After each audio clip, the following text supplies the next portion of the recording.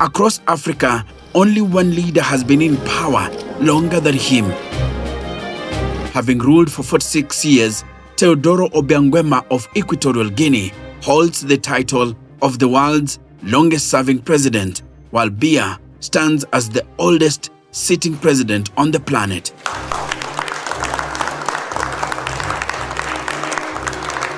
Il y a un problème régional, sinon continental. To understand the scale of his reign, consider this. Since Biya became president, he has met and shaken hands with every French leader, from François Mitterrand to Emmanuel Macron. Mitterrand governed France from 1981 to 1995, followed by Jacques Chirac, 1995 to 2007, Nicolas Sarkozy, 2007 to 2012, François Hollande, 2012 to 2017, and Emmanuel Macron, 2017 to present. That is 5 French presidents, all while one man has remained in charge in Yaoundé. The more you add up the age, the wiser you become. The more experienced you become. The more tolerant you become. The more logical even you become. That is why, if you notice all constitutions, I'm sure you've seen it, and all laws, have you ever seen a maximum age? I don't know. I think that's a little bit much. It's a little bit old. Yeah, I would think now he just wants to be a great-grandfather. Tout cela est normal. Les gens sont évidemment préoccupés par la guerre d'Ukraine. Now, let's put this into an African context. When Paul Biya assumed office in 1982, Daniel Toroitich Arap Moi was Kenya's president. Since then, Kenya has seen 4 different leaders: Moi, Mwai Kibaki, Uhuru Kenyatta, and now William Ruto. Yet Biya still occupies the same seat of power.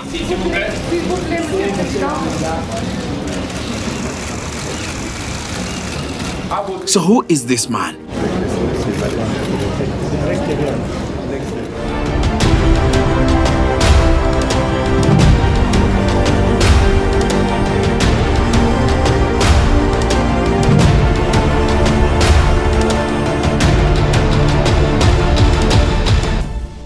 Paul Biya was born in 1933 in a small village in Cameroon's south. He rose through the ranks as a civil servant, studied in France, and became prime minister under Cameroon's founding president, Ahmadou Ahidjo. Then in November 1982, when Ahidjo suddenly resigned, citing health reasons, Paul Biya, calm, quiet, and relatively unknown to the public, was handed the presidency.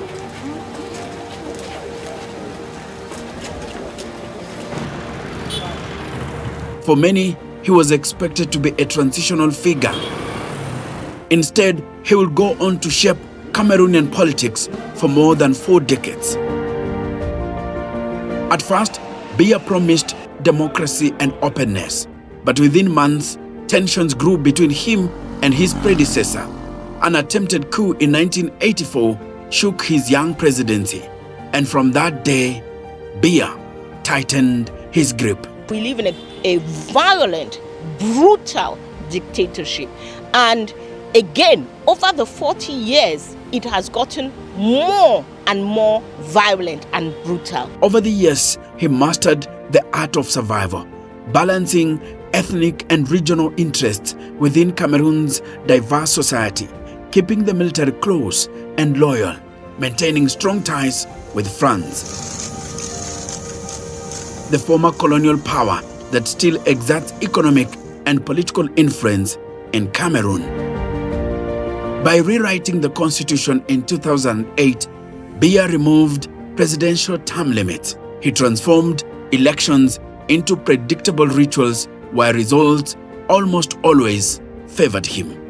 there does need to be a certain level of maturity, but there also should be kind of a cutoff. 92 is much. Today, Paul Biya is one of the world's longest-serving leaders. Only a handful of monarchs and dictators have held on longer. He has ruled Cameroon for 43 years, and now at the age of 92, Biya is still in power. This man is known as the absent president. He spends long periods in Geneva, far from the daily struggles of Cameroonians. Yet his word remains final in Yaoundé. Je vais vous dire une vérité, depuis plus de 20 ans, moi je n'ai pas encore vu quelque chose qu'on a réalisé au Cameroun jusqu'à ça marcher comme normal, comme dans d'autres pays. Il y a toujours des scandales financiers, surtout les marchés publics qu'on lance. Oui, surtout les marchés publics. Il y a toujours des scandales financiers surtout. His leadership style has been described as authoritarian but calculating, allowing just enough opposition to appear democratic, but never enough to threaten his power.